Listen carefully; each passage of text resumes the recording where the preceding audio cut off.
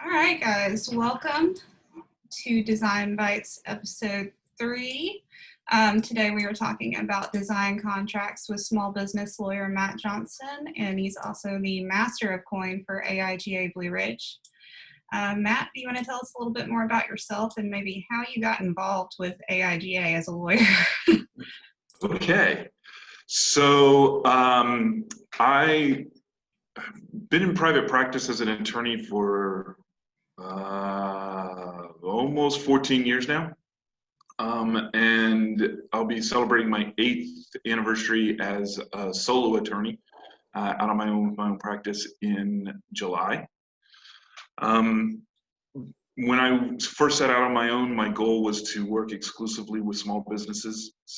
And small business, I define as anybody who employs less than 100 people. If you have 100 people on your staff, you probably should already have a lawyer on your staff. And so I started working with small agencies and small companies. And I guess it was my ex-wife, we're separated, but that's neither here nor there. She is into marketing and things like that. And I started, I've always had an interest in it. So I started attending AIGA meetings, largely to both network to find potential clients, but also to learn a little bit more about the creative process. And after having shown up at I guess maybe 8, 9, 10 events, Laurel Webster was the president of the AIGA chapter, and she's like, "We need a treasurer." And that's how I became a board member, became a member and a board member of AIGA. Most people don't like the treasurer job. I can't say that I love it, but there is some knowledge there, some experience there. So, and I've been on our chapter's board for I'm in my 5th year now, so it's probably time for me to find a replacement, but I haven't gotten there. But when I'm not lawyering or practicing law and not quarantined, I tend to enjoy playing soccer, and my youngest daughter has started to enjoy rock climbing, so we're starting to do that. So, pretty cool stuff. Awesome. Well, just to kind of jump right into the questions, we need to start with just a general overview exactly as to what a design contract is and how it can both protect the designer and the client, and just some general why you need one. Okay. So a contract is nothing more than a written description of a business relationship. That's it. So the contract is designed to protect both the designer and the client. Each of you is going to be giving something up in exchange for something. The client's usually giving you money, and you are going to provide a service or provide some product, some deliverables, and things like that. And it's helpful, the contract should spell out how the contract or how the relationship is going to work, what is going to be exchanged, what are your concerns and their concerns. So what are the most likely things that could go wrong so that you can address those, and you can spell out or expand or limit certain rights under the law. So for example, one of the things that designers have to deal with is, what happens if my client doesn't pay? So you want to express what your rights are under that. So, you can assess late fees, you can assess interest, you can send it to a lawyer for collections. So all of those things, so that there's clarity and understanding on both sides of what is going to be expected and what's going to be delivered. So that's kind of the basic overview. So, are there any red flags to look for when you read a contract over or in making one, and just general do's and don'ts for etiquette? Sure.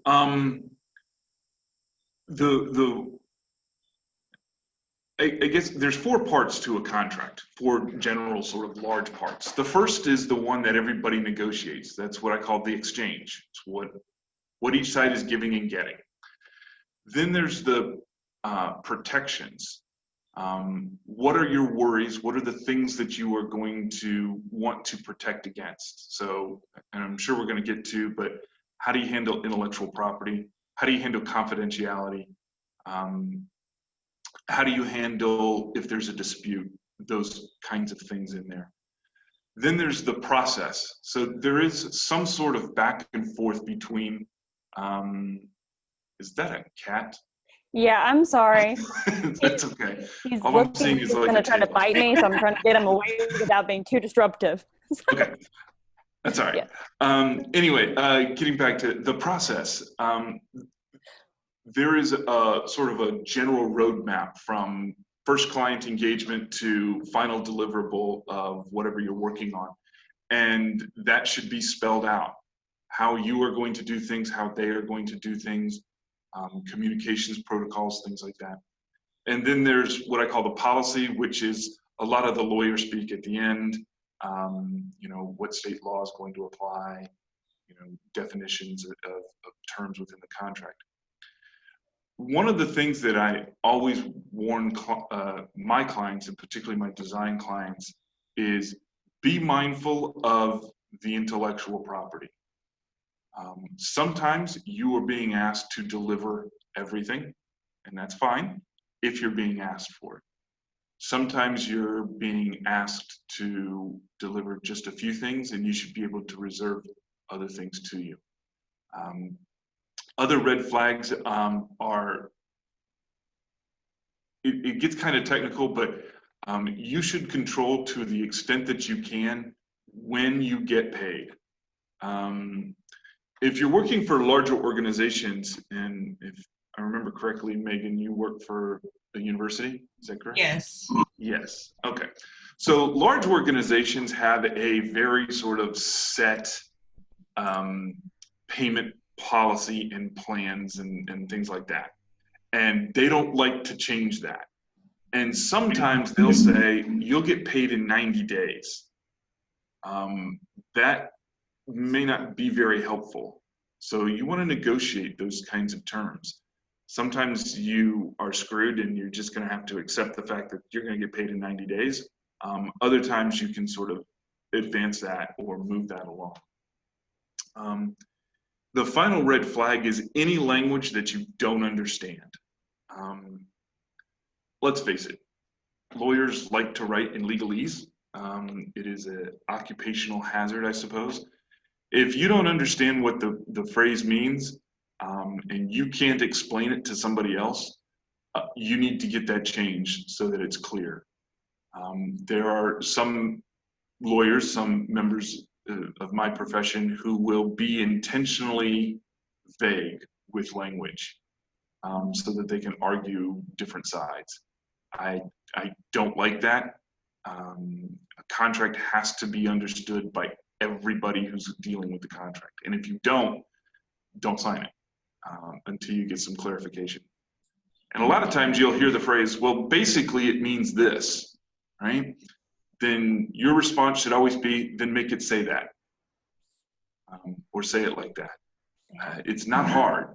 English is not a hard language. It really doesn't need to be that complicated.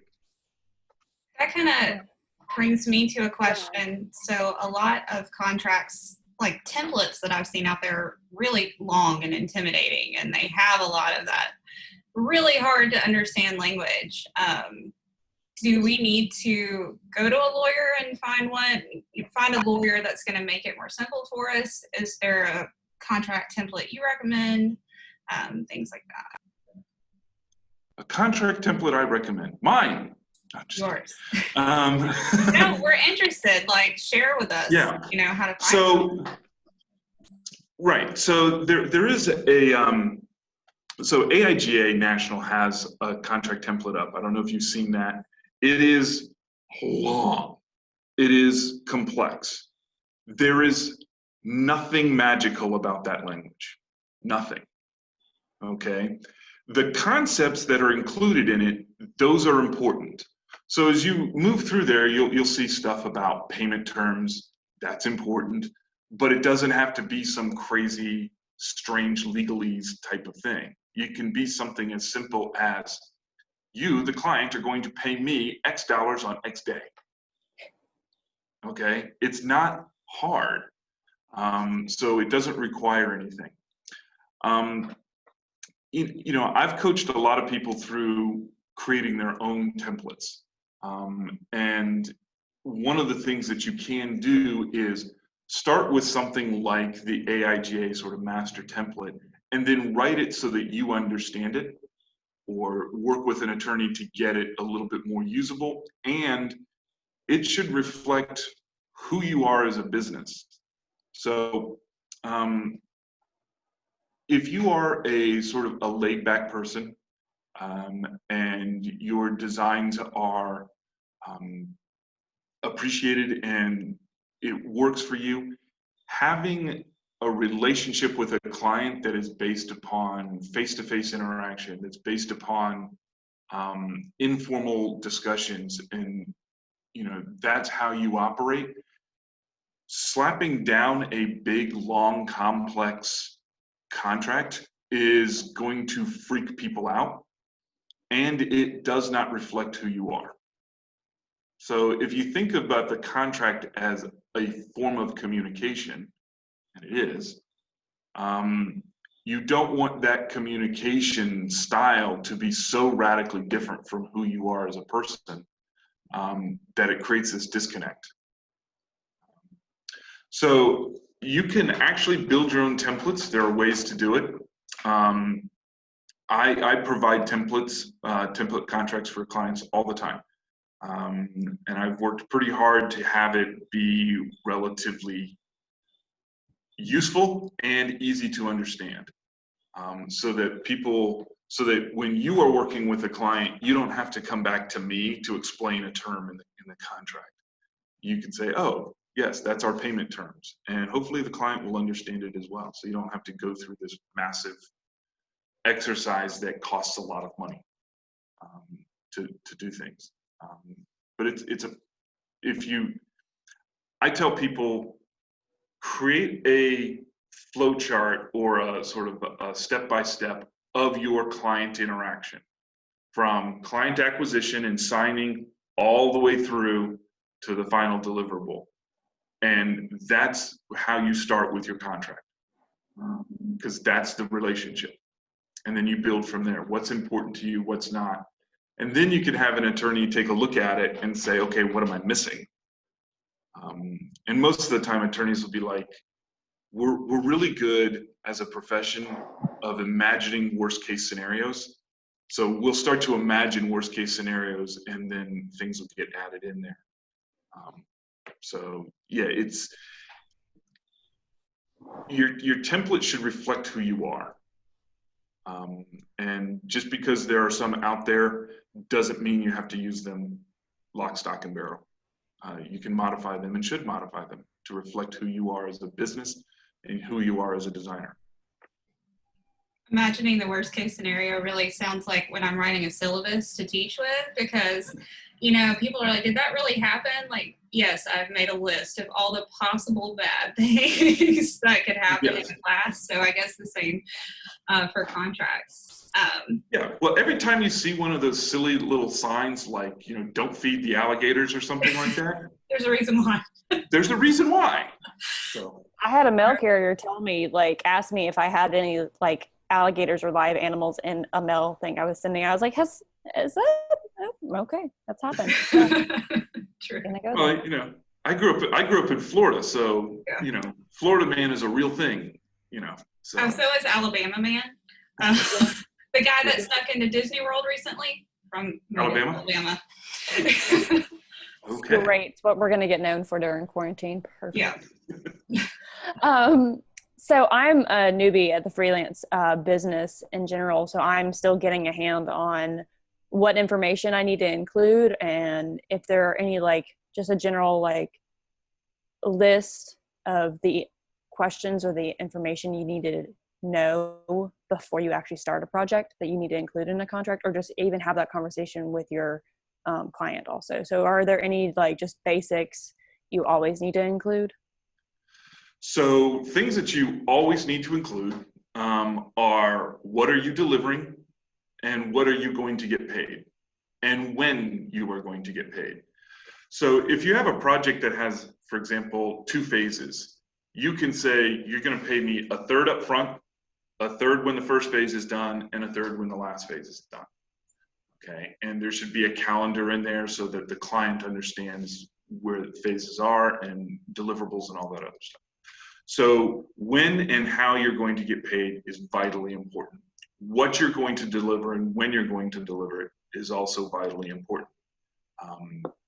So you need to have that at the very core. That's what you need to have. Then you need to discuss who's going to own what when you're done. And this is the intellectual property. So as creatives, you get to own what you create unless you sell it. But you're not selling everything, or you don't have to. So if you're building a complete design package for somebody, a complete branding package, they're going to want to use all of that stuff in their business, and they should have the right to do so. But they shouldn't have the right to the other comps that you put together. So if you presented them with 3 different ideas and they chose one, they don't get to have the other 2. Are you going to use the other 2? Well, maybe they become someplace where you can riff off of for some other purpose. So understanding who's going to own what at the end of the process, the intellectual property, copyright provisions, and things like that, that's all part of what should be discussed. You also want to make sure you have the right, and the client has the right, to get out if there's something going wrong. Oftentimes we get involved with a client, even as an attorney, where it's just not a good personality fit. So, are there points at which you can get out of the contract? Maybe you're certainly going to lose money on it. You're not going to recoup all of those fees, but what if you need to fire the client? What if they're not paying you? What if, so having some sort of mechanism for getting out of a dispute or out of a contract when there's a dispute is going to be something that you should definitely consider. The other thing that I strongly recommend is that at least something be in writing. So here's a little secret. If you send emails back and forth with a client, be mindful that you may have created a contract. It can be that simple. The client says, I need a rack card. Here's my branding stuff. Here's the copy that I want to put on it. I need it in 1 week. And you say, sure, I can do it. It's going to cost this amount of money. I can have it to you in 1 week. And the client says, okay, that's a good cost. You guys just created a contract. And you could be bound to provide the rack card, and the client would be bound to pay you. So there's no sort of, I guess, magic document, but just be mindful that your interactions with people can create contractual rights or contractual obligations. And I know that sounds a little scary, but if you've worked with clients for a long time, if you have a client that you've had long-term, years and stuff like that, they may call up and they say, I need X. You say, this is how much it costs. And it's a perfectly legitimate exchange and should be considered that way. So instead of sending like a price in an email, would you recommend like having a separate legal quote document, or just incorporating that all into the contract that you send them? So when I work with creatives, I generally have there's generally 2 parts. I use what's called a master services agreement. So the MSA will have sort of the general terms that don't change very often. Okay, that usually includes process terms, so how you're going to invoice and how you're expecting to get paid, communications policy, confidentiality terms, those kinds of and copyright stuff. Those kinds of terms don't change very often from engagement to engagement. And then you have an attachment that is your proposal. And the proposal would be the exchange. This is what we're going to do for you, the client. This is how much it's going to cost. And, you know, if there's payment, you know, terms and stuff like that. That proposal may change. You may have multiple projects going with one client and governed by the same master services agreement. So, you know, if you have a long-term client and they need, you know, they need a web project, then they need, you know, a brochure, then they need, you know, some rebranding or some new branding or a new campaign or something like that. You don't have to sign a brand new contract each and every time. You simply sign the proposal that references the master services agreement, so that you don't have to renegotiate things every time. You don't have to change that master services agreement every time. It becomes easier to manage, and you have a longer term relationship with those clients. So I generally, unless it's, you know, it's going to be a one-off project, use that master services agreement and a proposal to set up the relationship. That way you're not changing that MSA too much. So earlier we brought up copyright, and you mentioned the rights that the client has and the artist has to their work. And I know, at least for me, like, you read about it and sometimes they're like, that just seems like so weird and vague. To find detailed information on that as a newcomer is sometimes really weird. So exactly, like, what do we need to know about copyright and how do we include that into the contract? I know you briefly touched on that when it comes to the rights, but does it change depending on the project, or just like gut checking the client and figuring out what would be the best fit? So let's start with a couple of copyright basics. As the creator of something, so whether it's artwork, ad copy, what have you, anything that you create, the creator owns the rights to that. And copyright really should be copyrights. There's multiple rights that are involved. The rights to distribution, the rights to modifications, the rights to sales, all of that. All of the rights that you would think of if you're buying and selling a book or what have you. All of those rights attached to the creator at the moment in which the idea is expressed in what the government calls a fixed medium of expression. So it can be digital. So it could be, you know, a digital image, it could be a photograph, it could be, you know, a website schematic, whatever. That's the creator's right, they own it. From there, you have to have a discussion with the client as to who's going to own what at the end of the day. So usually when the client is asking for a branding package, they're going to want to have, first of all, exclusive right to use that, and you're going to have to give them that. And you can limit what they can use it for, but they're not going to be very happy about it. So you're going to have to figure out what is being purchased and what is reasonable for the client to use going forward. So here's a case of a client that I just had a conversation with yesterday. She asked, she created a series of watercolors to be included in a book. Now, the purpose of those watercolors was to be included in the book.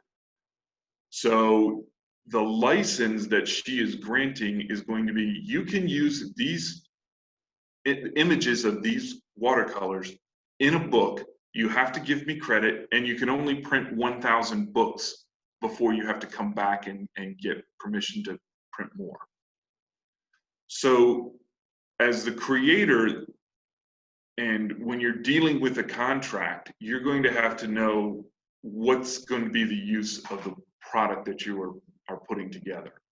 Whether that product is digital, whether it's physical, all of that. And from there, you can think about what provisions that you're going to use for to cede rights to the client.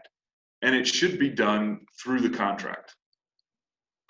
So the AIGA sample contract has 4 different cases that they talk about for intellectual property rights. And they're pretty good. They cover 99.9% of the cases that you're going to see. And just be mindful if you're wondering what should be granted and what should be given, what you should retain. You can consult with copyright attorneys. Most of us will be able to help you out. I do want to specifically address 2 things, though, that should be included in the contract.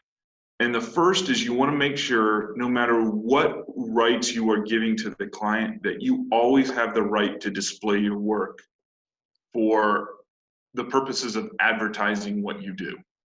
So a portfolio right, so that you can put it on your website, you can put it in your printed portfolio, so that you have a way to demonstrate to other clients, this is what I can do, this is what I have done. That's an important thing. Every rare once in a while, a client will say no, that you can't have that right. And usually it's because there's some confidentiality involved in that. And if that's going to be the case, you want to charge a premium, because you're not going to be able to display that work as an example of what you do. The other concept that you need to be aware of is what's called work made for hire. Work made for hire must be a written contract, must state that it's a work made for hire, and it has to fall into a limited category of, there's 9 items that can be on there. Most designers are going to run into a situation where you're doing what's called a compilation or a collected work. So there's multiple people who may be involved in what's going on. And if that's the case, when you are done, the rights automatically transfer to the client. Sometimes that's the best way, and sometimes it's not. It's very hard for me to put a hard, bright line rule, but in general, if you're putting together a branding package for a client, they're going to want to have complete rights to all of the final work product without you being involved. And then you just retain that portfolio right so that you can demonstrate what you're doing. Other times you might be doing something that's going to be a limited print run, and you can retain the rights yourself. Copyright is, well, let's just put it this way. It's an entire class in law school. So it's hard to explain it all in one sort of thing. But just remember, as the creator, you own it. The last thing, do not transfer rights until you are paid. Okay? That should, going back to one of the red flags, if it doesn't say that in the contract, make sure it says that in the contract. Because the copyright is the only way, it's your massive trump card to make sure you get paid. So if you haven't been paid and you put together, something, and they go out and print it, they don't have the right to use it yet. Okay? And you can register the copyright, and then you can sue them for copyright infringement. So yeah, make sure you get paid before the rights transfer. And I think that goes into actually two of our next questions, which is, what happens if they steal our work, and what if they try to break a contract? And we had that in our contract, what happens? Right. So if they're stealing your work, it's copyright infringement, period. And copyright infringement is like pregnancy. You either are or you aren't. There's no, there's interesting cases out there where like, well, we didn't intend to infringe. Well, intent is not an element of it.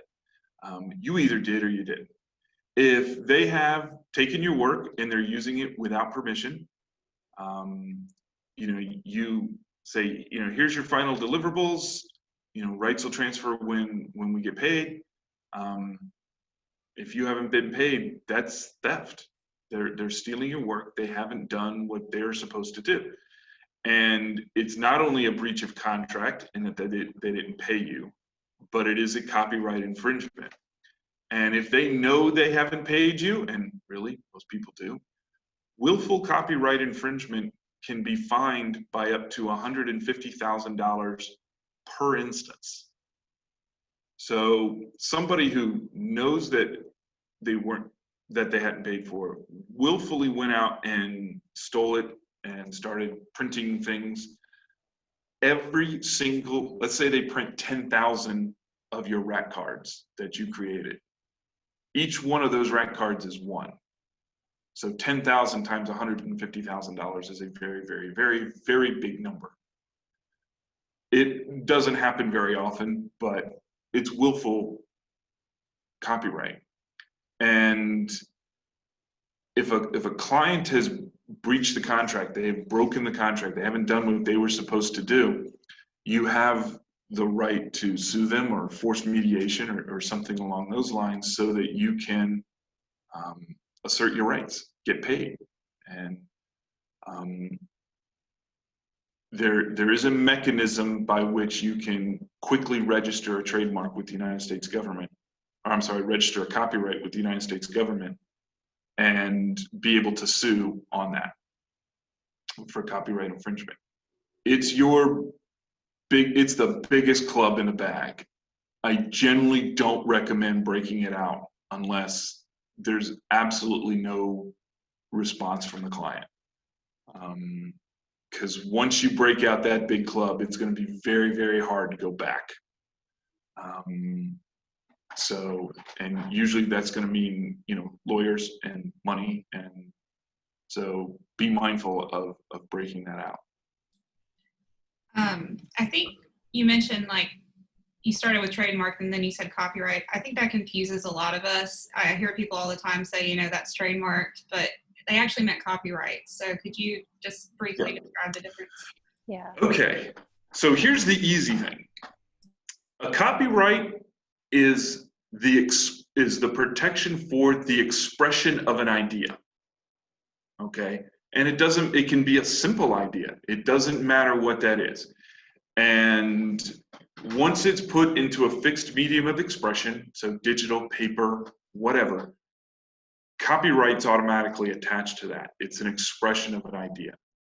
There are some things that aren't subject to copyright. For example, recipes aren't subject to a copyright. That's why when you see all the food blogs, you get this long story and strange pictures, and then you get the recipe in the last little 4% of the page. The recipe is not copyrightable, but everything else above that is, because those are expressions of an idea. Makes sense.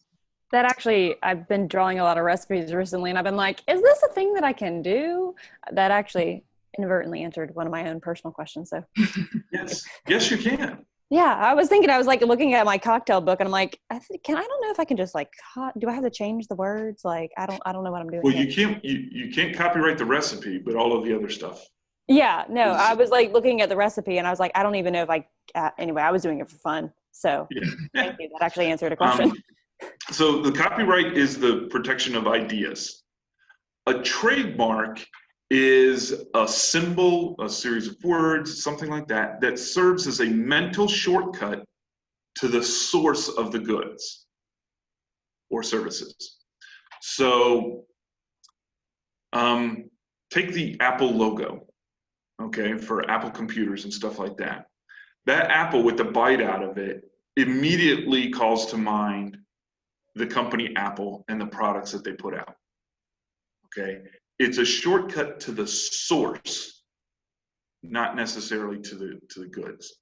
So, and it's not it's the easiest way to think of it is a mental shortcut. And copyright eventually dies in terms of things go into the public domain at the first of the year, every year. But a trademark, so long as it's used in commerce and it's being used for business, lasts forever. So it never expires unless you stop using it in commerce. So those are the big sort of differences and things like that. They're legal. There's legal protections for both of them. Copyright is with the Copyright Office of the Library of Congress, and Trademark Office is with the U.S. Patent and Trademark Office. So they handle different things, and there's different procedures and different costs. But that protection is there for both trademark and for copyright. I have heard these crazy people say, I'm assuming it's crazy, you tell me, just take your copyright thing and put it in an envelope and send it to yourself, and then don't open it, and that'll be your copyright. If you don't need to register it, you don't need to pay to register it. Like, I hear people say that all the time. Well, the mailing thing is irrelevant. It sounds nice, but you can assert a copyright without registering it with the U.S. Copyright Office. You can simply assert, and like at the bottom of a blog, you can put copyright. You put the little C in the circle, copyright, the year, and who's going to own the copyright, whether it's you or a company or anything like that. Registering a copyright allows you to do a couple of different things. One, it allows you to assert your rights in federal court. Okay, so you can go to any federal court in the US and you can file under the Copyright Act. Okay, if you register your copyright within 3 months of creation, okay, well, let's be clear. If you submit your application for copyright registration within 3 months of creating it, you have the presumption of creators' rights. And so somebody would have to overcome that presumption. It's an evidentiary standard. It's not very good. And there are a few other sort of protections that apply when you're dealing with copyright that you get when you register. But changes in the copyright law have allowed people to assert that copyright upon creation. So you don't have to mail it to yourself or anything like that. You can assert it. And if there comes a time when you have to assert rights to protect it, you can register with the Copyright Office. You can spend, I think it's $400 to expedite the registration, because you would tell the office, I'm getting ready to sue somebody on this. And they'll expedite it. So otherwise, copyright registration takes anywhere between 8 and 10 months to be complete. So just bear that in mind. So it's not normally, like with the changes in law, it's not necessary to do it. Like you said, like it's a kind of a trump card. So like play it with adequate caution involved. Like, since you said that, you know, we have it once, sorry, my cat, we make the thing, you don't necessarily have to register it unless for some reason there's maybe a cause in place. Like, you're going to have to protect the rights to it if someone's stolen it and you've politely reached out and they're not going to do anything about it at that point, and you really want to fight it. So there's maybe not necessarily much of a reason to do it unless there's a cause.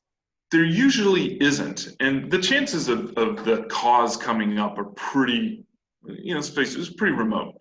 Yeah. It happens.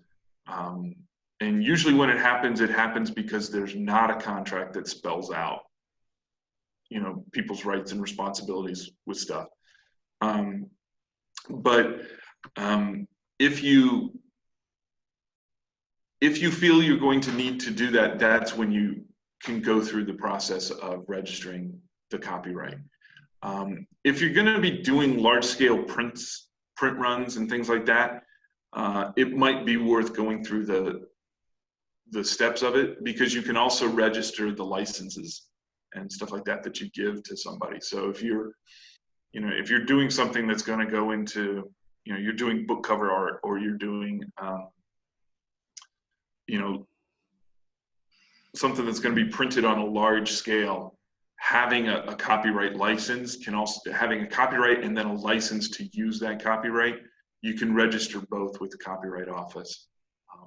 And that provides all of the full scope of rights under the Copyright Act to sue and to assert, certain statutory rights.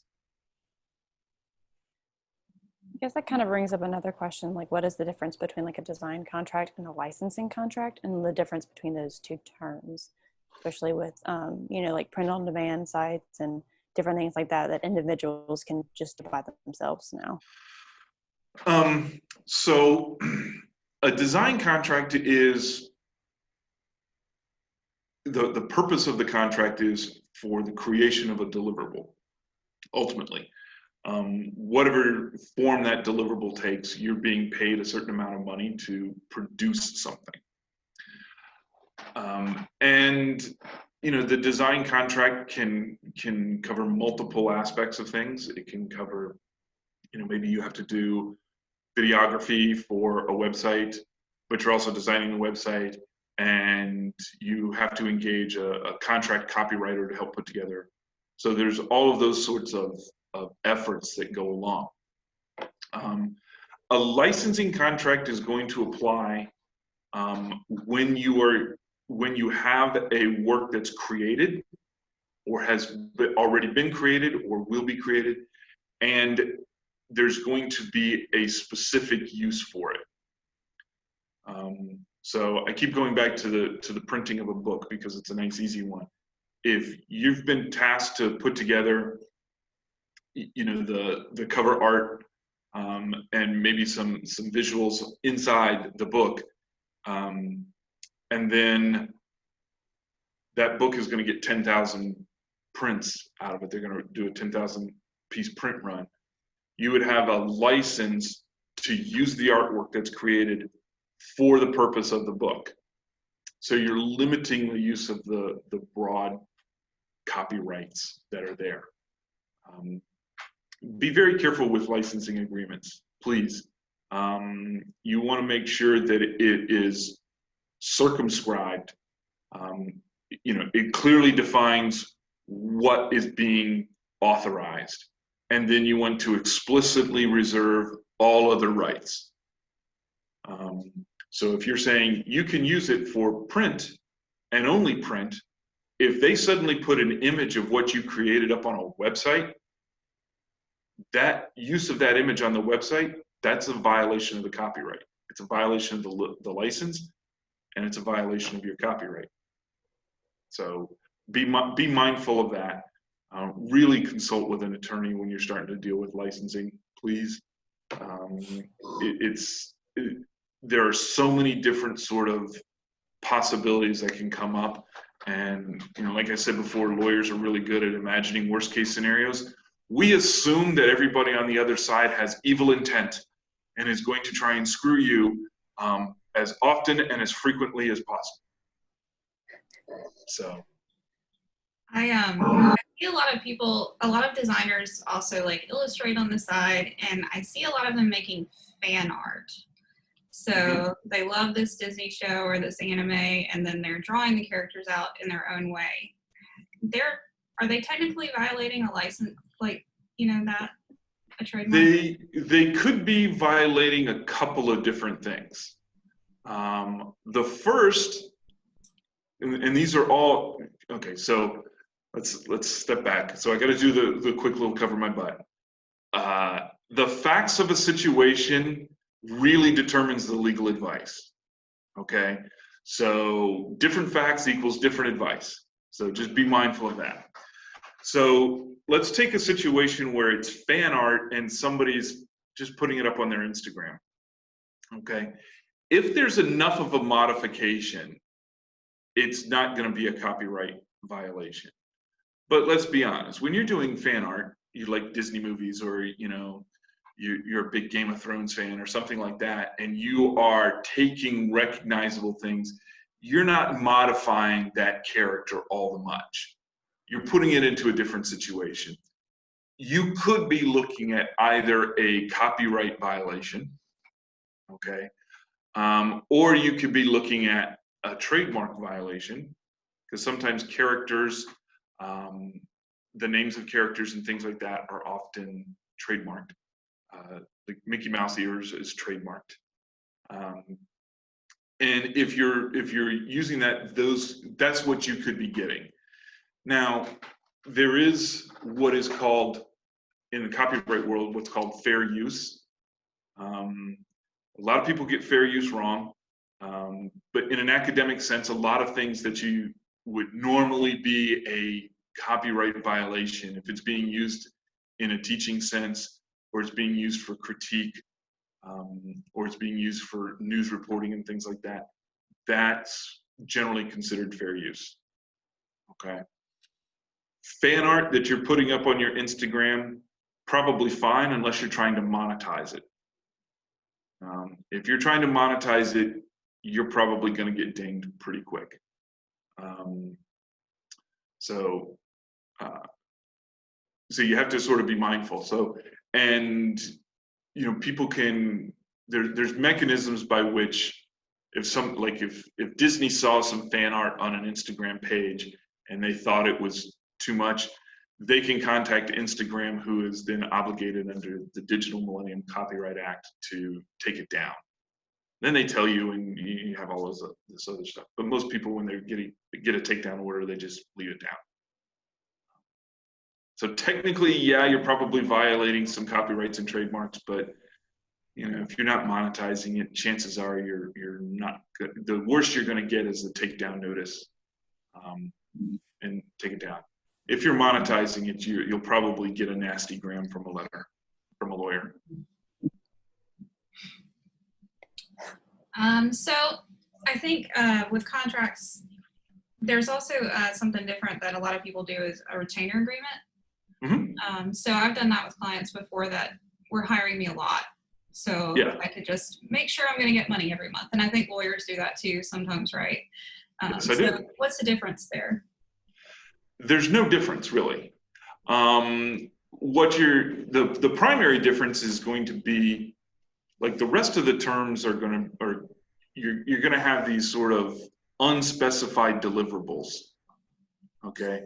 But they're purchasing either your availability, or they're purchasing a package of services that you're going to provide for a price. And so your payment terms are going to be, you're going to pay me X number of dollars per month. And for that, you get this packages of services, and then you'll have something in there that'll be a little bit different in terms of, if what you are asking for is outside of this package of services, then you're going to pay extra. But the elements of the contract are largely the same.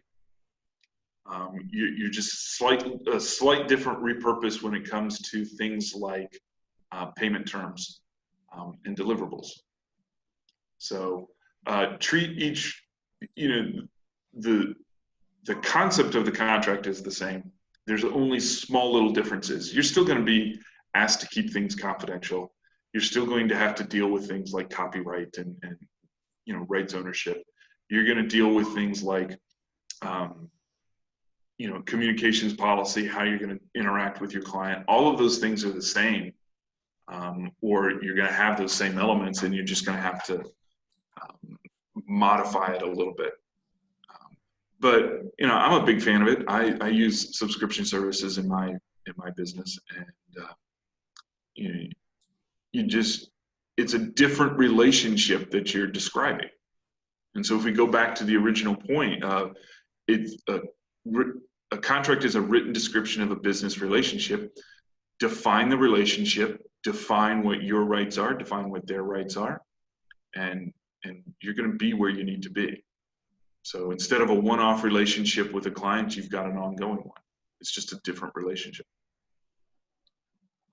So those of us that are, I can hear you. okay, sorry, it sounds really weird on my end. So those of us who are starting out our own freelancing business and looking at selling our own work, be it design service or illustrations, do we need a business license, even if we're not making like a ton of money? And when forming a business, if we want to take that official step, do we need an LLC? Like, Do is you there need like a an LLC? monetary moment that you hit and then all of a sudden like you're like, I need these things? So the question of a business license is going to be driven heavily by state and local law. So you would want to check with the Secretary of State, or with like the county business office. You can talk to pretty much every county in America has an Office of Economic Development. That would be a good place to start to get information about whether or not you would need a business license. At least in my state and most of the states that are around here in Maryland, if you are selling physical product, you have to have a business license. So if you're going to maintain inventory or you're making something and selling something, you often have to have a business license. If you are selling services, you may not need a business license. Okay. In terms of forming an LLC or forming a corporation, there are certain elements and certain usefulness of having an LLC, and part of that is there are tax implications for it. There's also a way to limit your personal liability.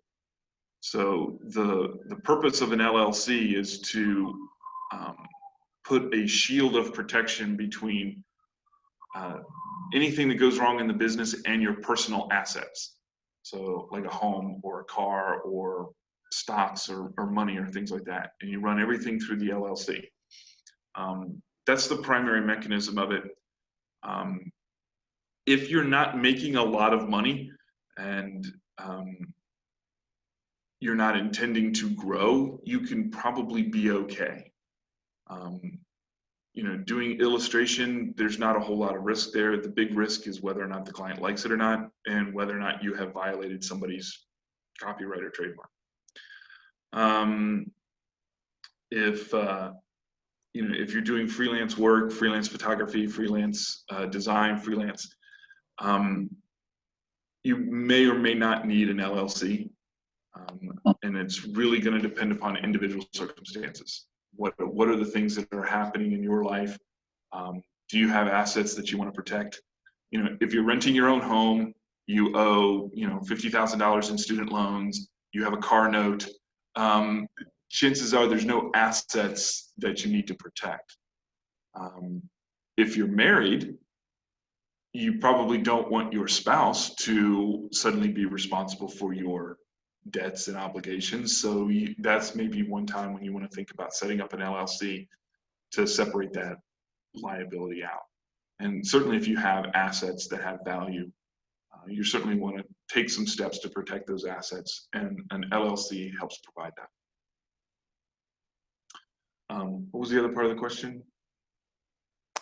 Actually, I think that covered both of it. I was thinking with business license, a lot of people, sell things on Etsy online, so they're not necessarily like going to creative markets, in town, obviously not during quarantine, to sell things physically, and the legality of selling something that technically you could ship all over the country or the world if you wanted to, and not just like in your own. So the laws on that are starting to shift when it comes to the payment of things like sales tax. So there was a Supreme Court case, it's probably about maybe 2, maybe 3 years ago, where a state can determine that if you are selling things into that state, so let's say you're in Alabama and you are shipping stuff to South Dakota, okay, because the case involves South Dakota. South Dakota can say that if you have enough sort of a threshold limit of what you're selling into that state, they can charge you sales tax and they can assess additional taxes. If you're selling through, Etsy, well, I don't know about Etsy, but if you're selling like through Amazon or something like that, then Amazon takes care of your sales tax obligations for you, if you're a large enough seller and things like that. So you can, but you do have to be mindful of that. And if you're doing a lot of business in a particular state, you may end up triggering both tax requirements, registration requirements, and potentially, sales tax requirements and things of that nature. Awesome. So I think we're getting close to running out of time, but I would like to ask you, can our viewers contact you for a template? How can they find that? If they're looking for a lawyer locally, what should they look for? Sure. There is a question that came up about sole proprietorships, business licenses. In most states, you can obtain a business license as a sole proprietor. You don't have to have an LLC or a corporation. But functionally, that's going to be it really is a state and local law issue. Your best bet is to go to the economic development offices. They have all kinds of resources and they can give you some guidance on what you need to do. For example, like the question here is selling physical product at festivals or something like that.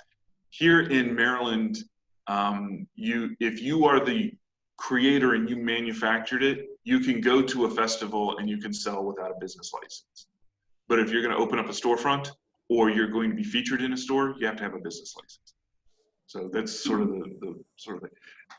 but each state makes its own sort of rules on that.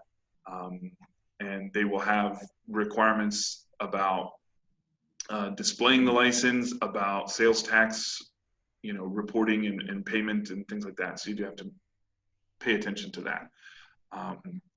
So what to look for in a lawyer? Look for somebody you can communicate with. Ideally, they should have some sort of notion of either small business. If you're doing creative work, what does that look like? They should have a little bit of a background in employment law, a little bit of background in contract law. I view a relationship with a client as a very personal matter. And so my view on that is often pretty tainted. Be mindful that you may not find a lawyer that does everything. I happen to do trademark and copyright law in part because of my work with creatives and creative agencies, but also it interests me. Some lawyers may not have that, so you may have a business lawyer who helps you with business items, but you may have to consult with a copyright lawyer on occasion. You do want to look for an attorney that you can work with and that is available and responsive. By available, I tell my clients up front, you can send me an email on the weekend, but I may not answer it. If you text me or call me on the weekend, I may not answer it. It's not that I'm not trying to be available or trying to be a jerk, it's just that I have to value my own time as well. So, talk to different lawyers, and to the extent that you can, I know it's hard in the COVID-19 world, but meet with them by video, in face-to-face, and get a sense of who they are. Maybe you have one small sort of issue, maybe one thing that you need to get done. That's a good way of sort of meeting with and talking with them and seeing how they work and how they operate. In terms of working with me, I have clients, let's see, my furthest away client they're based in New York, but they have people sort of working all over. I've got clients in Texas, I've got clients in West Virginia, Pennsylvania, DC, so I'm kind of around. folks can contact me. Just be mindful that it is a business. So I do have a mechanism where people can book a short appointment online. And I think, well, I'll send it to you, Megan, and Lauren. You guys can disseminate it out.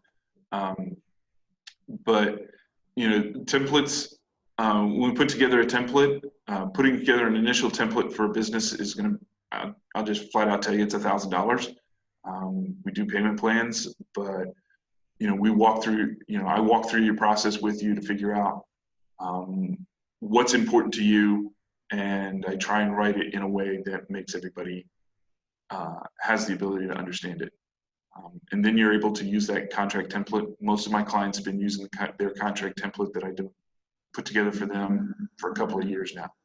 So it sounds like a big investment on the front end, but you get a lot of use out of it. Yeah, it's an investment for your business. And yes, as most people know, I like to say it's a tax write-off because it's one of those business expenses. Yes. Actually, yeah. People make fun of me for saying that all the time. It's a tax write-off. Tax write-off over there. Yeah. Well, it is. It's a business expense. Spending money on lawyers. So, but yeah, it's pretty easy to get a hold of me. MattTheLawyer.com. Everything else is there. Yes, Emily in the chat. Tax write-off. That's right. MattTheLawyer.com. I love that URL. That's awesome. Yeah.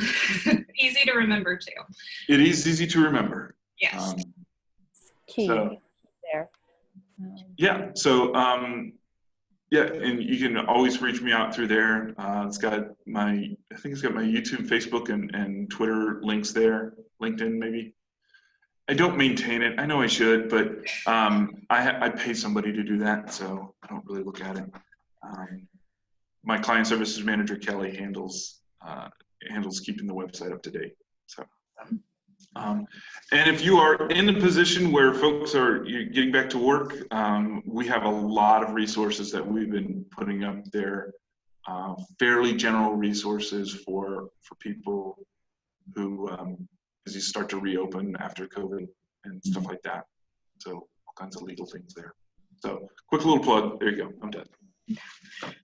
No, we really appreciate it, Matt. This has been awesome information. I think people always have these questions, but they just kind of get stuck and they don't know where to go or who to ask. I mean, I know a lot of designers who just tell me they've never had a contract. They don't know what to do because it's so intimidating. And I think you really made that clear to us today. So we really appreciate it. And welcome. Thank you for coming. Thank you. And guys, we will have this recording up for you in a few days. We'll share it out if you want to share it with any of your friends, and we'll put up all the information on how to contact Matt as well if you want to get a contract template. So MattTheLawyer.com, and thank you guys. We're going to close out the webinar now. Thank you. All right. Bye, Matt. Thank you. Bye. Thank you. Bye.